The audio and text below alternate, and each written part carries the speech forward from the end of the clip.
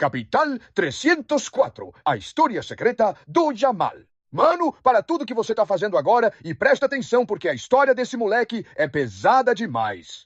Lamine Yamal, 17 anos, saiu de um bairro que a Espanha inteira queria esquecer e hoje tá reescrevendo o jogo, literalmente. E quem não souber de onde ele veio não vai entender por que ele é diferente de tudo que a gente já viu. As raízes de onde vem a força. Imagina uma mulher de 40 anos, sozinha, atravessando o Mediterrâneo com mala e pouco dinheiro no bolso. Só o suficiente para passagem e transporte. Ela saiu de Tanger, no Marrocos, com destino a Barcelona, em busca de vida melhor. Foi levando os filhos um por um, do Marrocos para a Espanha, até se estabelecer num lugar chamado Rocafonda, um dos bairros mais tensos de Barcelona. Pesado, periférico, esquecido. Foi lá que o pai do Yamal, Munir, conheceu Sheila Ebana. Os dois ficaram juntos, mas a situação financeira era apertada demais. Sem dinheiro, pediram ajuda para dois amigos que bancaram o casal nos momentos mais difíceis. Os nomes deles, Lamine e Amalo. Como forma de gratidão, prometeram que se tivessem um filho, dariam o nome dos dois para ele. E foi exatamente isso que aconteceu em 2007, quando Lamine Yamal nasceu. Isso não é coincidência, isso é destino sendo escrito. A foto que o mundo interpretou errado. Com poucos meses de vida, a família ganhou uma rifa especial, uma viagem a Barcelona, para tirar foto com um jogador. Quando chegaram lá, colocaram o bebê numa banheirinha azul e o cara que saiu de trás das cortinas foi Lionel Messi. O homem mal sabia segurar um recém-nascido, mas as fotos ficaram tão icônicas que o pai do Yamal postou anos depois com a legenda "Duas lendas numa foto". E a internet enlouqueceu, achando que o Yamal era filho do Messi. Não era. Mas ser abençoado pelo Deus do futebol com alguns meses de vida, isso é outro nível, mano. Rocafonda, a escola que nenhum dinheiro compra. 3 anos depois, os pais se separaram. O pai amava futebol, tentou seguir carreira, mas precisou trabalhar desde cedo para sustentar a família. Sonho arquivado. A mãe pediu transferência de emprego e o menino ficou se dividindo entre os dois. Nessa divisão, ele acabou sendo inscrito numa escolinha chamada La Torreta, e foi daí que tudo começou. Com 4 anos, o Yamal já era diferente. Levava bola para a escola todo dia, levava bronca dos professores todo dia e jogava no intervalo sem parar. No bairro do pai, em Rocafonda, o negócio era mais pesado. O lugar era chamado de Monte de Esterco Multicultural pelos próprios espanhóis, mistura de africanos, imigrantes sul-americanos e pessoas do Magrebe que precisaram recomeçar a vida por lá. A Catalunha e a Espanha simplesmente ignoravam o bairro. Perigoso, pobre, excluído da mídia e dos ricos. E aí vem o detalhe que separa o Yamal de todo mundo. Ele treinava com cachorros. Na falta de companhia e de estrutura, ele usava os cachorros que corriam atrás da bola para aprender a driblar. O próprio jogador já revelou isso, e a lógica é simples. Se você consegue driblar um cachorro, consegue driblar qualquer pessoa do mundo. Isso não é só charme. Isso é mentalidade de sobrevivente. A La Masia não tinha como ignorar. Com 6 anos numa pelada de 7 por lado, o Yamal foi tão absurdo que os olheiros da La Masia, a maior fábrica de jogadores do planeta, foram atrás na hora. Contrato na mesa, assinatura na hora. Mas tinha um ponto. Ele jogava como falso 9. O Barcelona testou ele como ponta numa jogada de sorte e foi aí que descobriram o que o menino realmente era. A característica mais bizarra do Yamal não é a velocidade, nem o drible, nem o chute. É a consciência de campo. A leitura de jogo e a tomada de decisão dele são ridículas para qualquer idade. Imagina isso com 7, 8 anos dentro da La Masia. Aí veio a pandemia.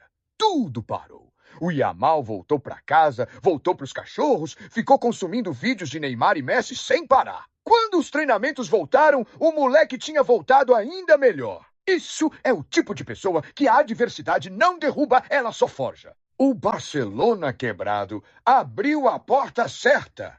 O clube estava destruído financeiramente. Perdeu o Messi, perdeu renda de ingresso, de camisa, de praticamente tudo na pandemia. Salários altos, elenco velho, sem dinheiro para contratar. A saída foi abrir espaço para a garotada da base. Pedri, Gavi e Ansu Fati foram os primeiros a aparecer. Com a chegada do Xavi no comando, as coisas melhoraram e o técnico deu as mesmas oportunidades que ele mesmo recebeu quando jovem. Foi aí que o Xavi chamou Lamine Yamal para o time principal. Primeiro jogo, gol. Segundo jogo, participações que mudaram a partida. Em 2 jogos, o moleque elevou o patamar de um clube inteiro. A pressão de ser o novo Messi chegou rápido, igual chegou para o Ansu Fati, que foi destruído por isso. Mas o Yamal não sentiu nada. Seguiu jogando como se o mundo já fosse dele. E quando ganharam a Liga Espanhola, o Xavi lembrou numa entrevista que o Yamal ainda era adolescente de verdade. Ele não pôde comemorar até tarde porque precisava acordar cedo para ir para a escola no dia seguinte. Não é lenda, não. É real. Eurocopa, Bernabéu e Nico Williams, a dupla que tomou o mundo. Convocado pela Espanha, o Yamal estreou contra o Brasil e se destacou frente a frente com Endrick, 2 das maiores promessas do futebol, num mesmo campo. Depois disso, foi ovacionado no Bernabéu, o estádio do maior rival. O único antes dele a conseguir isso tinha sido o Ronaldinho Gaúcho.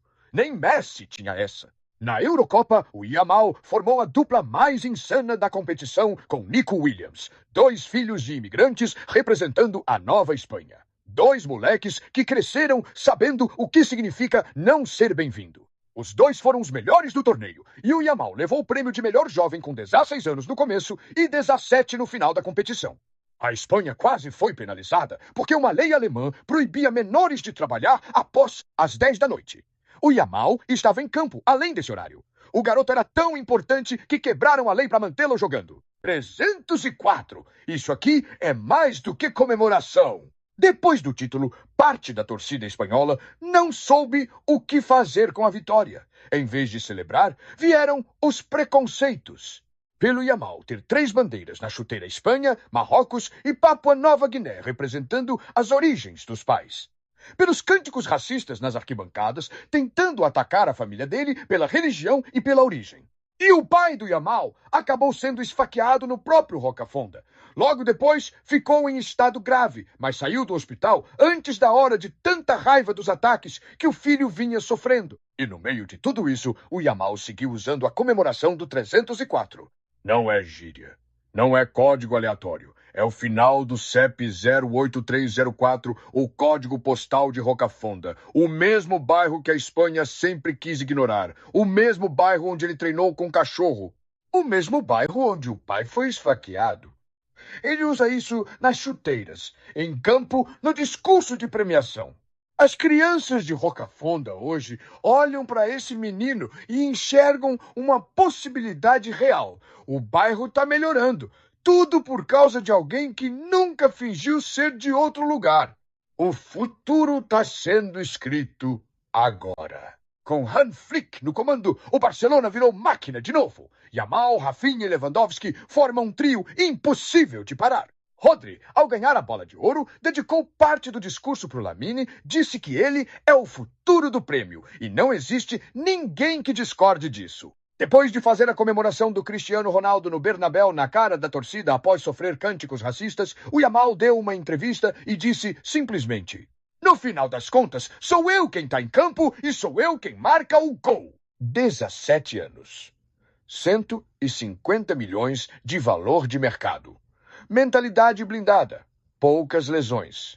E em 2026, ele vai para a Copa do Mundo com 19 anos. Se ganhar, entra na mesma conversa do Ronaldo Fenômeno que conquistou o título praticamente na mesma idade. O garoto de Rocafonda pode ser o maior de todos. E ele nunca ligou um segundo para o que achavam que ele seria. 304. Para sempre.